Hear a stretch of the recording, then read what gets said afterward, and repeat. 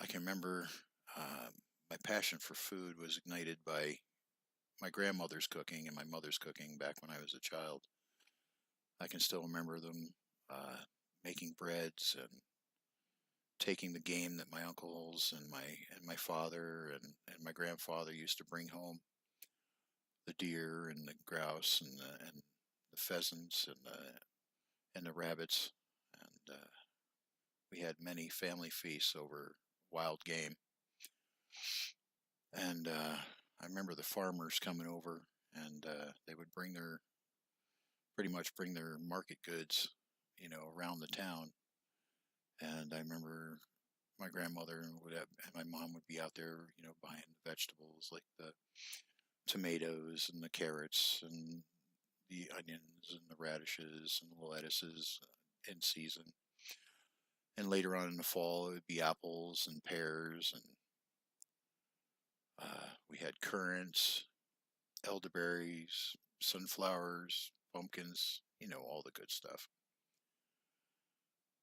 I thought it was magical how you could take some of these raw ingredients and just throw them together and make, in these ways and make all these magical, wonderful, edible treats and meals and things that make you just go, oh, yummy. But uh, not to be so down because food is absolutely wonderful. I took that passion and I went to the VOTEC during my ninth and 10th grades. Started culinary one, and then in my junior year went to culinary foods two.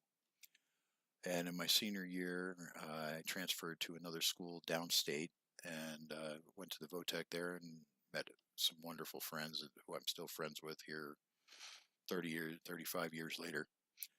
I'm out here in Utah, and my best friend is up in Denver, Colorado. He's an executive chef as well.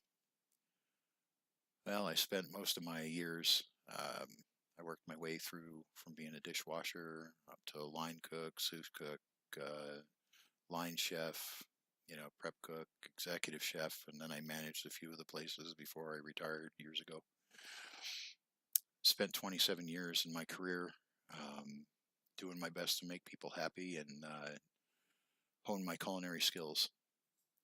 And when I moved out here to Utah 3 years ago, a lot of people have tasted my foods, and I learned some new skills out here.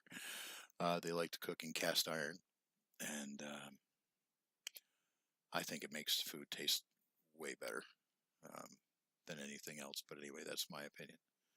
And the other thing that my wife relishes is I told her the stories about our family sap house out back.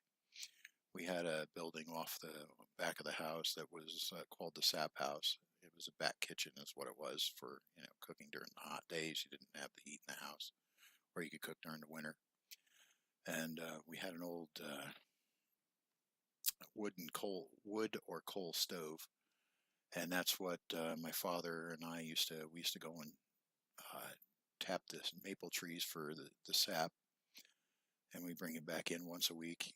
Um, and I can remember boiling down 10 gallons of sap to make 1 gallon of syrup. And then my father would further refine some of it and make maple sugar candies. And uh, there is nothing like real New York syrup or just real maple syrup. It's just, there's no comparison.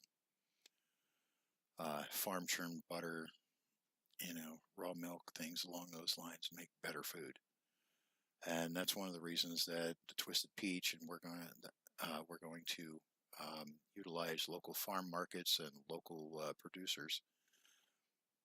Try and keep as much organic as possible, organic and heirloom.